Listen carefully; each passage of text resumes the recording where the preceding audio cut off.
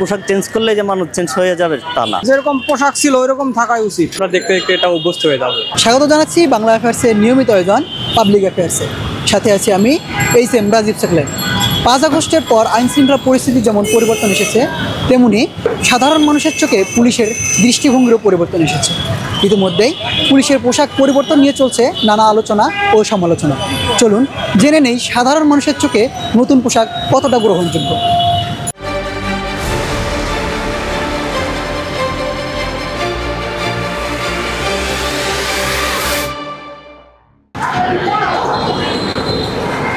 পোশাকটা দেখলে বোঝা যায় যে হ্যাঁ এটা পুলিশ, কিন্তু হুট করে একটা পুলিশের যে পোশাক পরিবর্তন করবে তাতে খুব একটা ইফেক্ট পড়বে না। আর পোশাক পরিবর্তন করলে মোটামুটি ভালোই হবে, একটা নতুনত্ব তৈরি, একটা ভালো জিনিস। পুলিশের শুধু পোশাক না, পুলিশের ভিতরে যে ক্যারেক্টার লোকগুলো আছে সেগুলো সংস্কার প্রয়োজন। পুলিশের পোশাকটা চেঞ্জ না করে পুলিশের ভিতরে যে মনুষ্যত্ববোধটা আছে এটা পরিবর্তন করা উচিত। পোশাক দিয়ে ভাই ডাজেন্ট ম্যাটার, মানুষের পোশাক আশাক দিয়ে সবকিছু বিচার করা যায় না। মনুষ্যত্ববোধে যদি না থাকে সে আপনার পোশাক পরিবর্তন করে কি করবে?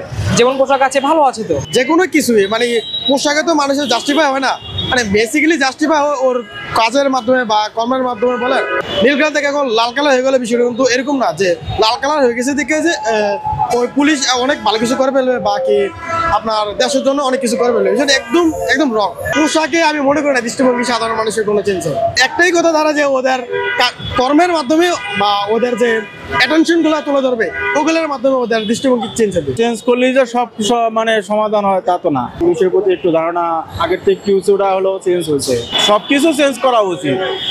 মানুষ পুলিশকে মানে যে চোখে দেখছে একটু চেঞ্জ হবে, কিন্তু আমি মনে করি তাদের ব্যক্তিত্বটা চেঞ্জ করা দরকার, মানুষের পাশে থাকা দরকার। না, অনেকটাই চেঞ্জ হয়েছে, তারা এখন তাদের অনেকটাই ভুল বুঝতে পারছে।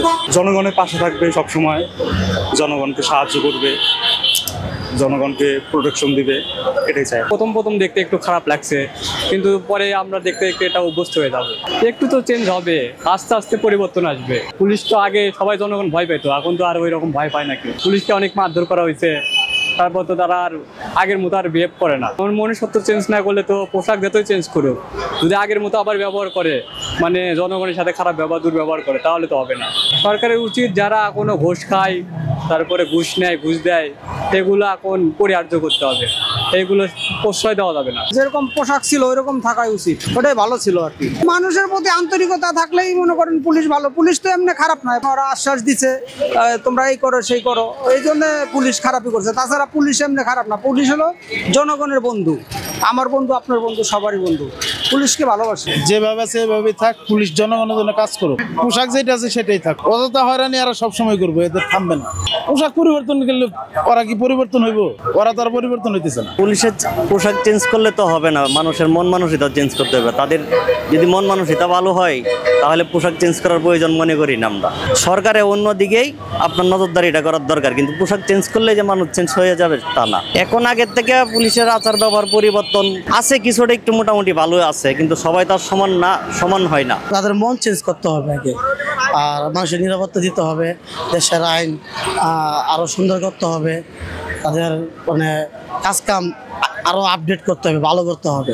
তো ইনশাল্লাহ সব কিছু ঠিক হবে আর কি। পোশাকটা তো বড় কথা না, বড় কথা যাচ্ছে মানুষের পুলিশের এই মন, আইন সব কিছু সুন্দর, এটাই হচ্ছে বড় কথা।